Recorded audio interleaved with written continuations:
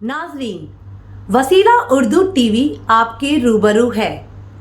وسیلہ Urdu T V کی خصوصی پیشکش، تجزیاتی مضامین پر مشتمل ہفتہ وار پروگرام جام جم۔ کیا امریکہ اب بھی سپر پاور ہے؟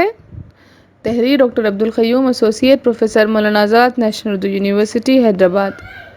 پیشکش ڈاکٹر زرینہ مہر۔ وزیر دفاع برطانیہ بین والیس نے اسپیکٹیٹر میگزین کو دیے گئے ایک انٹرویو میں واضح طور پر کہا ہے کہ ریاستہائے متحدہ امریکہ U S A super power عظیم طاقت باقی نہیں رہا۔ یہ بات ایک ایسے وقت کہی ہے جب افغانستان سے انخلا پر امریکہ پر چاروں طرف سے تنقیدیں کی جا رہی تھیں۔ بین والیس کا انٹرویو کا خلاصہ برطانیہ کا 200 سالہ قدیم اخبار دی گارڈین نے اپنی 2 ستمبر کی اشاعت میں شائع کیا ہے۔ جب بین سے پوچھا گیا کہ افغانستان سے انخلا کا اثر عالمی سٹیج پر برطانیہ کی طاقت کو کیا محدود کرنا نہیں ہے، تو وزیر دفاع کا جواب تھا کہ برطانیہ عظیم طاقت نہیں ہے، کہتے ہوئے امریکہ پر طنزیہ کہا کہ لیکن عظیم طاقت بھی عظیم طاقت کے رویے کے مطابق قائم نہیں رہا۔ یقیناً اب یہ ایک عالمی طاقت نہیں رہا، بلکہ یہ محض صرف بڑی طاقت یعنی کہ بگ پاور ہی ہے۔ اپنی اس بات سے وزیر دفاع برطانیہ صرف فوجی طاقت کی بات نہیں بلکہ اس کی سیاسی مرضی کی اہمیت کو بتانا چاہتے تھے۔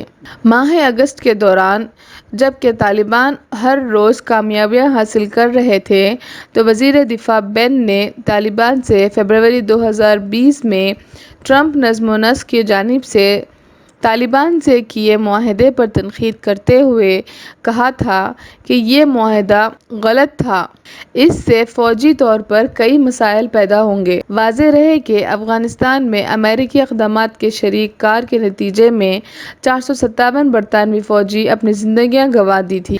آج سے 2 دہائیں قبل 2001 میں فرانسیسی ماہر سماجیات ایمانوئل ٹاڈ نے پیشن گوئی کی تھی کہ برسوں سے مسائل کو حل کرنے والا امریکہ آج خود باقی دنیا کے لیے ایک مسئلہ بن چکا ہے۔ آج امریکہ کا قرض 28.5 ٹریلین ڈالر ہو چکا ہے۔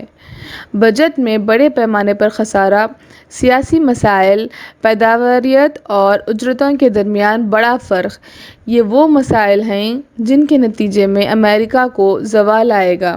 دوسری طرف روسی صدر ولادیمیر پوتن کا دعویٰ ہے کہ چین اور جرمنی بہت جلد عظیم طاقتیں بنیں گی۔ پوتن کے مطابق امریکہ کا عظیم طاقت کا رتبہ سیاست، معیشت، فوجی اور سفارتی طاقت اور تمدن کے میدانوں میں کمزور پڑتا جا رہا ہے۔ تاہم زیادہ تر ماہرین کے مطابق صرف چین میں ہی عظیم طاقت کی صلاحیت ہے۔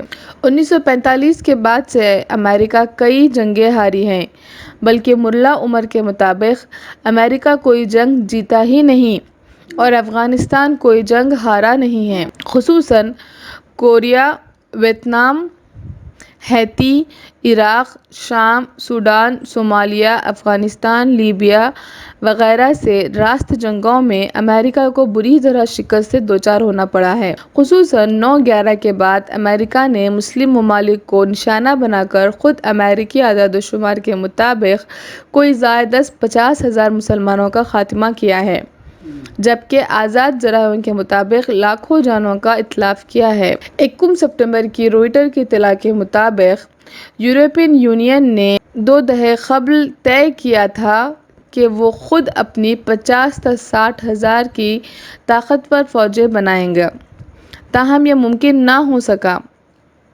اب یہ طے کیا ہے کہ پہلے داخلہ فوج کے طور پر 5,000 کی ایک فوج تیار کرے گا اور اس کے لیے 22 مارچ کو دستاویز پر دستخط کیے جائیں گے۔ اس کی وجہ کابل سے 31 اگست کو انخلا میں ہونے والی تکالیف ہے۔ نیٹو افواج چاہتی تھی کہ انہیں 3 دن کا مزید وقت ملے اور اس کے لیے وہ امریکہ کے رحم و کرم پر تھے، تاہم امریکہ نیٹو افواج کا خیال کیے بغیر نکل گیا۔ سلووینیا کے صدر مقام لیوبلجانا پر منعقد ہونے والے اجلاس میں جرمنی نے افغانستان سے حاصل شدہ سبق کی روشنی میں تیز تعیناتی فورسز کو قائم کرنے کی تجویز رکھی جسے بحران کی جگہ پر بھیجا جا سکے۔ 5,000 افراد پر مشتمل ہو تو امریکہ پر انحصار کم ہوگا۔ امریکہ کا سب سے بڑا ساجھیدار یعنی کہ پارٹنر یورپین یونین اگر امریکہ کا ساتھ بین الاقوامی سطح پر ساتھ دینے سے گریز کرے تو امریکہ عالمی سطح پر ایکا و تنہا رہ جائے گا۔ امریکہ کا رقبہ 3.8 ملین مربع میل دنیا کے رقبے کا 11% ہے۔ آبادی دنیا کی 4.25% اور فی کس آمدنی کے اعتبار سے دنیا کا 5واں ملک ہے۔ عالمی تجارت میں اس کا حصہ 24% سے گھٹ کر اب 13% رہ گیا ہے۔ برآمدات میں اس کا حصہ 8.5% اور درآمدات 17% ہیں۔ ناظرین، اب ہم سپر پاور کی تعریف اور خصوصیات کو پیش کریں گے۔ تاریخی طور پر ہر دور میں کسی نہ کسی قوم و ملک کو بڑی طاقت ہونے کا اعزاز رہا ہے۔ ایک وقت تھا جب یونان اور روم کو ان کے علم، فلسفہ، ادب و تمدن کی وجہ سے ساری دنیا میں اعلیٰ مقام حاصل تھا۔ پہلی جنگ عظیم سے پہلے یورپی سیاست میں برطانیہ، فرانس، جرمنی، آسٹریا ہنگری، روس اور ترکی کو بڑی طاقتیں سمجھا جاتا تھا، لیکن پہلی جنگ عظیم کے نتیجے میں آسٹریا ہنگری بکھر گیا، جرمنی کی تقسیم عمل میں آئی اور ترکی کے ہاتھ سے اس کی 9 آبادیات نکل گئیں۔ اس طرح صرف برطانیہ و فرانس ہی بڑی طاقتوں کے طور پر باقی رہے۔ دوسری جنگ عظیم سے قبل جاپان کو ایشیا کی بڑی و اہم طاقت ہونے کا اعزاز حاصل تھا، لیکن دوسری جنگ عظیم کے بعد جاپان کمزور پڑ گیا اور برطانیہ و فرانس بھی اپنی طاقت کو باقی نہیں رکھ پائے۔ ان دونوں کی جگہ امریکہ اور سوویت یونین عالمی سیاست میں زبردست طاقت بن کر ابھرے۔ پہلے جنگ عظیم کے بعد سے ہی عالمی سیاست میں امریکہ اثر و رسوخ میں اضافہ ہونے لگا تھا۔ دوسری جنگ عظیم میں امریکی طاقت نے جرمنی و جاپان کو سرنگوں ہونے پر مجبور کر دیا۔ اس طرح دوسری جنگ عظیم کے بعد امریکہ کو ایک طاقتور ترین قوت کا موقف حاصل ہو گیا۔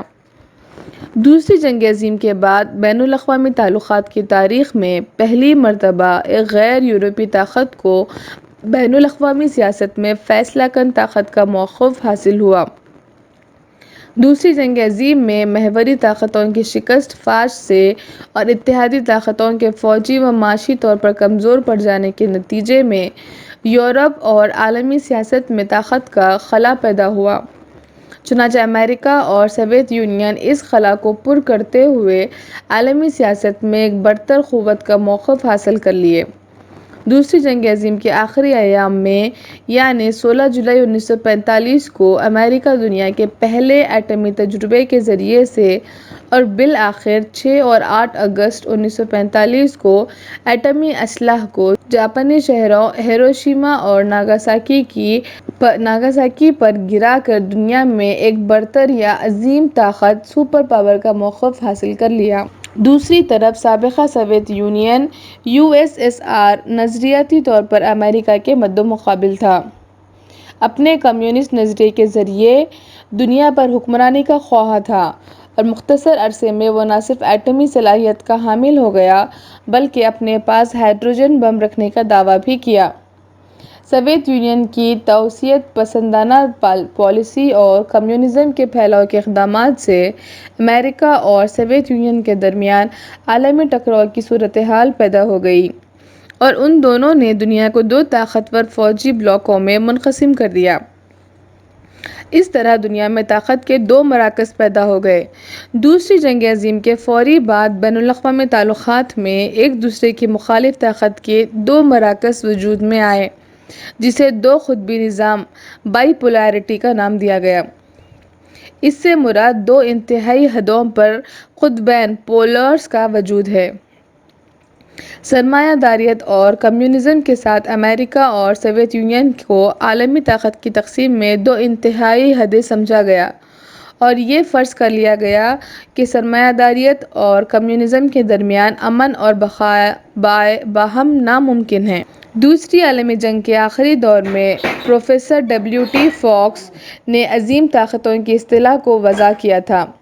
اس کے مطابق عظیم طاقت وہ طاقت ہوتی ہے جس کی مسلح افواج اتنی متحرک ہوتی ہے کہ انہیں دنیا میں حکمت عملی کے کسی کونے یا خطے میں تعینات کیا جا سکتا ہے، اور یہ سب کچھ وہ اپنی طاقت و اثر پذیری کو متاثر کیے بغیر کر سکتی ہے۔ عموماً عظیم طاقت وہ ہوتی ہے جو اپنی مسلح افواج کو دنیا کے کسی بھی کونے میں 24 گھنٹے کے اندر اندر متحرک کر سکتی ہے۔ اس کے علاوہ عظیم طاقت کے پاس ہمہ اقسام کے نیوکلیئر اسلحہ کا وسیع ذخیرہ ہوتا ہے۔ چنانچہ امریکہ اور سوویت یونین اپنی فوجی طاقت اور اثر پذیری کے لحاظ سے اس تعریف پر پورے اترتے تھے۔ ان دونوں نے دنیا کے اہم حکمت عملی کے خطوں میں اپنی افواج کو اس طرح متعین کیا تھا کہ وہ مختصر نوٹس پر دنیا کے کسی بھی حصے میں پہنچ سکتی تھیں۔ سمندروں میں پھیلے ہوئے ان کے بحری بیڑے اور فضائی اڈے اسی مقصد کے لیے تھے۔ اس طرح دوسری جنگ عظیم کے بعد بڑی طاقتوں کے مقابلے میں زیادہ طاقتور اور اثر پذیر طاقتیں وجود میں آئیں جنہیں عظیم طاقتوں کا نام دیا گیا۔ برتر فوجی طاقت عظیم طاقتوں کی ایک اہم خصوصیت ہوتی ہے۔ امریکہ اور سوویت یونین دنیا کے دو بڑے فوجی اقوام تھے۔ سوویت یونین کے پاس 5 ملین دنیا کی سب سے بڑی فوج تھی اور 1991 میں اس کے زوال تک وہ 715 نیوکلیئر تجربات کر کے دنیا میں دوسرے نمبر پر تھا، جبکہ امریکہ اس وقت تک 936 نیوکلیئر تجربات کر چکا تھا۔ اب تک امریکہ کے نیوکلیئر تجربات کی تعداد بڑھ کر قریب 1000 ہو چکی ہے۔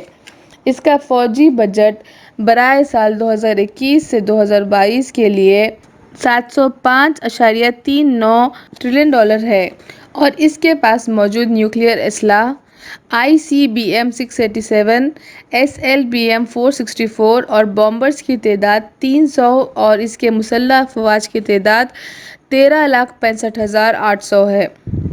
اس طرح دور تک وار کرنے والے نیوکلیئر اسلحہ کا بھاری ذخیرہ عظیم طاقتوں کے پاس ہوتا ہے۔ فرانس، چین، برطانیہ، ہندوستان و پاکستان بھی نیوکلیئر ممالک ہیں، لیکن ان میں سے کسی کے پاس نیوکلیئر اسلحہ کا بھاری ذخیرہ نہیں ہے۔ معاشی طاقت کے لحاظ سے بھی امریکہ معاشی طور پر طاقتور اور پہلی بڑی معیشت کا حامل ہے۔ عالمی تجارت میں اس کا حصہ 24% ہے، جبکہ اس کی آبادی دنیا کی آبادی کی صرف 4% ہے۔ غریب ممالک کے لیے سطح غربت سے نیچے کا معیار یومیہ $1 امریکی ہے، لیکن امریکہ کے لیے یہی معیار یومیہ $11 ہے۔ عظیم طاقت کی ایک خصوصیت یہ بھی ہوتی ہے کہ وہ عالمی سیاست پر اثر پذیری کی صلاحیت رکھتی ہے۔ چنانچہ امریکہ کے مفادات سارے عالم میں پھیلے ہوئے ہیں اور دنیا میں ہونے والی کوئی بھی تبدیلی اس کے مفادات پر کاری ضرب ثابت ہو سکتی ہے۔ 1991 میں عراق کو کویت سے نکال باہر کر کے اور 11 ستمبر 2001 کو دہشت گرد حملوں کے جواب میں افغانستان میں فوجی مداخلت کر کے امریکہ یہ ثابت کر دیا ہے کہ وہ اپنے مفادات کی تحفظ کی اہلیت کے ساتھ ساتھ عالمی سیاست میں ایک زبردست قوت ہے۔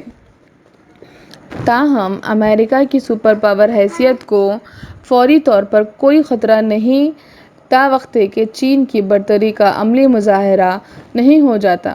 وسیلہ اردو ٹی وی کی خصوصی پیشکش، تجزیاتی مضامین پر مشتمل ہفتہ وار پروگرام جامع